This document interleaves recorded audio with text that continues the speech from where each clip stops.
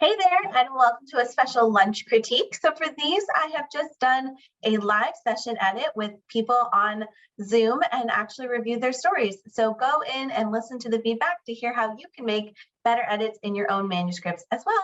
So there's two major things that I would do with this story that's going to help with it. One of the things, because you can tell it's a little too long, I know I checked the word count and the illustrator notes are in that, so that's not 100% accurate, but even just scrolling through, it's just a lot of pages. 7, that's about double what a normal picture book is. And the reason is because you have two different ideas.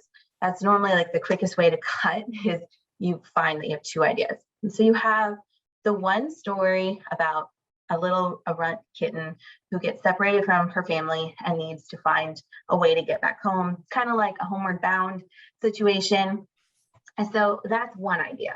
The other idea is being at the shelter and actually getting connected, getting adopted, and how does that journey look? They're similar, but they're two separate story ideas, and that's why your story is so long, is because you have two different focuses. So the goal is to choose which one you like the most and what you're really trying to do with your story.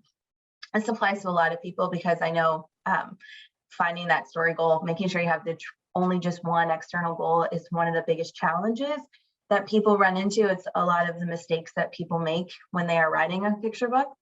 So choose that. And then you do have two conflicting points of views. So we're bouncing heads. When you're gathering your story assets, you're picking your main character and all of the things, you're doing that so that way you're setting it up even for yourself, or in your point of view, in your perspective, and then you want to stay in it. So you're writing in third person, which is totally fine. It's third person close. We're from the runt's point of view. But then we jump heads and we go into the street cleaner's point of view. And so then we're going back and forth for a while, and it might even jump again later when you are in the shelter. But we go between Andy and her point of view a lot in the beginning, and you just want to stay in Run's point of view, Run's perspective. So figure out what that external goal is. Let's say we'll start with the first one, the first idea, being separated from her family and having to find them again. So it's an adventure story.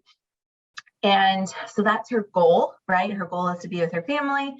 And the problem is that they get taken. And so then the plot becomes, well, how does she find them? She's going to find them, even though she's small and helpless, she can overcome and she can achieve.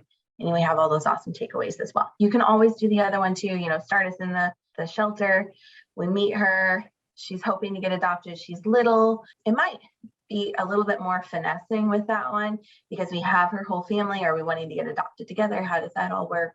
That doesn't normally work in shelters. So you'd have to play with that idea a little bit more, but either way, it's perfectly fine. You just want to stay with that external focus and really stick with whatever idea you really want to run with and make sure it's threaded throughout and that we're not hopping between ideas. So that would be my suggestion for this story.